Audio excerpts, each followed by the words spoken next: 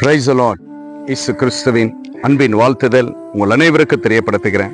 இன்று ஏசப்பா நம்மோடு என்ன பேசுறார் என்று நாம் பார்க்க போகிறோம். சங்கீதம் 34:10 கர்த்தரை தேடுகிறவர்களுக்கோ ஒரு நன்மையும் குறைபடாது. பிரியமான தேவச்சனமே, கர்த்தரை தேடும் பொழுது நமக்கு ஒரு நன்மையும் குறைபடாதுங்க. அநேக தேவைகள் இருக்கலாம், அநேக பிரச்சனைகள் இருக்கலாம், அநேக மனுஷர்களை நம்ம நம்பி போய் பார்த்திருப்போம், ஆனா ஏமாற்றத்தோடு தான் வந்திருப்போம். ஆனா கர்த்தரை தேடும் பொழுது நமக்கு ஒரு நன்மையும் குறைபடாது என்று சொல்லி கர்த்தர் இந்த நேரத்துல நம்மோடு பேசுகிற நல்ல தேவனாய் காணப்படுகிறார். அன்பான தேவ பிள்ளைகளே, நம்முடைய வாழ்க்கையில கர்த்தர் மேல வைத்திருக்கிற நம்பிக்கையும் அவரை தேடுகிறதையும் நம்ம எந்த சூழ்நிலையில காணப்பட்டாலும் நம்ம விட்டு விடக்கூடாதுங்க.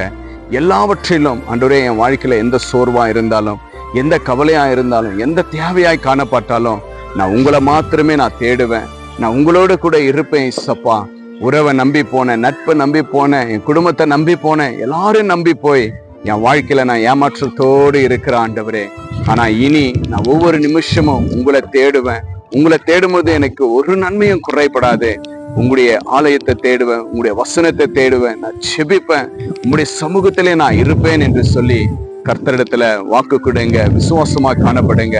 கர்த்தர் நிச்சயமாகவே அவரை தேடும் பொழுது உங்களுடைய பிரச்சனைகள், சூழ்நிலைகள் எல்லாமே கர்த்தர் மாற்றி ஆசீர்வதிக்கிற தேவனாய் காணப்படுகிறார். அன்பான தேவ பிள்ளைகளே, பாருங்க, அவரை தேடும் போது உங்களுடைய வாழ்க்கை எப்படி இருக்கும் என்றால், இந்த மரங்கள் எல்லாம் பாருங்க எவ்வளவு பச்சை பசுமையாய் கர்த்தர் வைத்தாரோ அதே போலதான் உங்களுடைய வாழ்க்கையிலையும் கர்த்தரை தேடும் பொழுது உங்களுடைய பிள்ளைகள், குடும்பங்கள், வாழ்க்கை செழிப்பாய் காணப்படும், ஆசீர்வாதமாய் காணப்படும்.